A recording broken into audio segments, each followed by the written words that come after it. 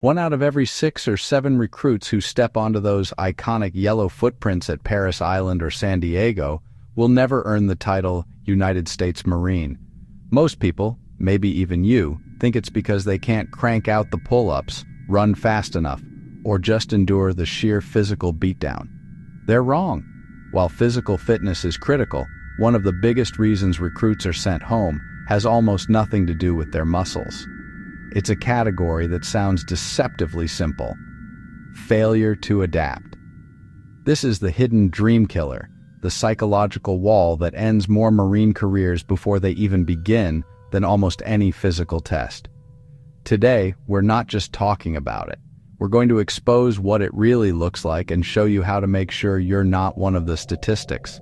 If you're about building discipline, mental toughness, and becoming the kind of man who gets things done no matter what, hit that subscribe button and join the Man Up channel. Now, a quick disclaimer. What I'm sharing comes from real Marine Corps experience and perspective.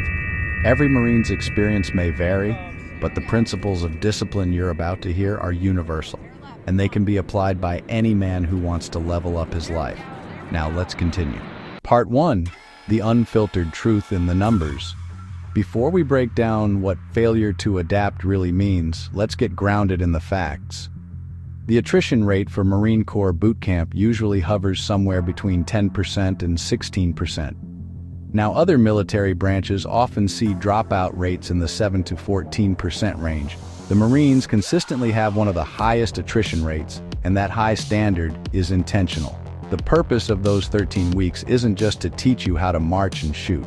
It's not just to get you into the best shape of your life. The fundamental goal of Marine boot camp is to systematically deconstruct your civilian identity, everything you are, and rebuild you from the ground up as a Marine.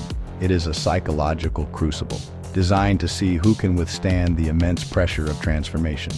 When a recruit fails to graduate, the reasons are generally sorted into a few main buckets. First, you have medical separations. These are injuries or pre-existing conditions that make it impossible to continue.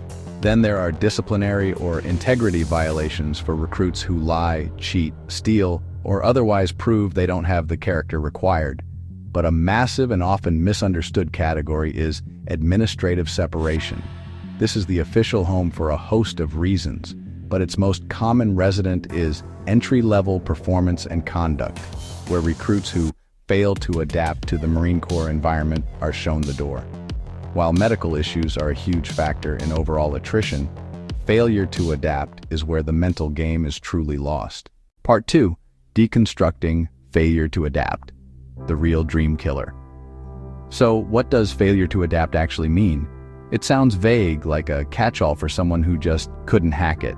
But an analysis based on internal Marine Corps data gives us a fascinating look under the hood, and the results have nothing to do with push-ups.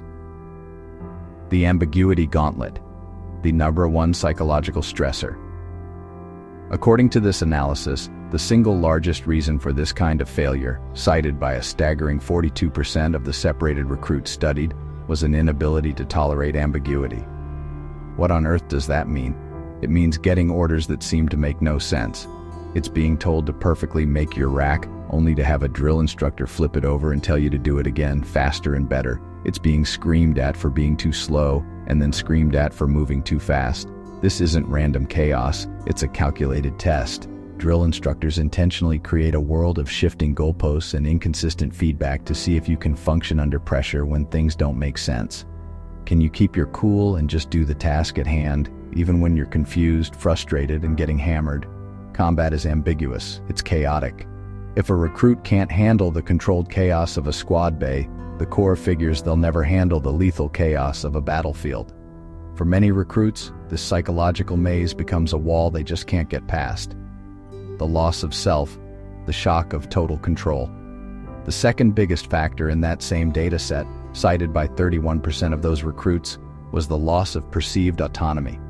From the second you hit the yellow footprints, your life is not your own. You don't decide when you eat, sleep, or even use the bathroom. Every minute is scheduled. You are told how to stand, walk, and talk. The word I is ripped from your vocabulary, replaced with this recruit. For many, this is a profound shock to the system. It's been observed that recruits over 25 can find this especially jarring. likely because they've spent years making their own decisions. The sudden total removal of that control can feel suffocating. It's a direct assault on the modern mindset of individuality. Boot camp is about the absolute destruction of that individuality in favor of the team. For almost a third of those who fail to adapt, this stripping away of self is a price just too high to pay. The isolation chamber, the severing of support. Finally, 18% of the recruits who failed pointed to social isolation. For the first several weeks, there's no contact with the outside world, no phone calls, no social media, no texts from home. Your entire support system is just gone. This is 100% by design. The isolation forces you to do two things. First, it makes you develop new, stronger coping skills because you can't just call your mom to complain. You either adapt or you break. Second, it forces you to rely on the recruits to your left and right. The platoon becomes your new family, your only support system. But for some, that silence is deafening. The homesickness is a lead blanket they can't shake off. They can't build bonds inside the platoon because they're so fixated on the world they left behind. They feel totally alone in a room full of 80 other people going through the exact same thing. This is how the myth that recruits fail because they're physically weak gets busted. It's because their minds give up long before their bodies ever do. Part 3. The other paths to failure. While the psychological battle is the main event, there are other, more clear-cut ways to get sent home. These aren't about adapting, they're about black and white standards. Integrity violations, the unforgivable sins. If failure to adapt is the most common path out, an integrity violation is the fastest path out. The Marine Corps' core values are honor, courage, and commitment. A recruit who shows they lack honor is a liability that will not be tolerated. There are no second chances for this. This includes lying during the moment of truth, a final chance to confess anything you hid from your recruiter. If you lie and they find out, you're gone. It includes stealing. I don't care if it's a protein bar or a single piece of candy. To an outsider, it sounds extreme.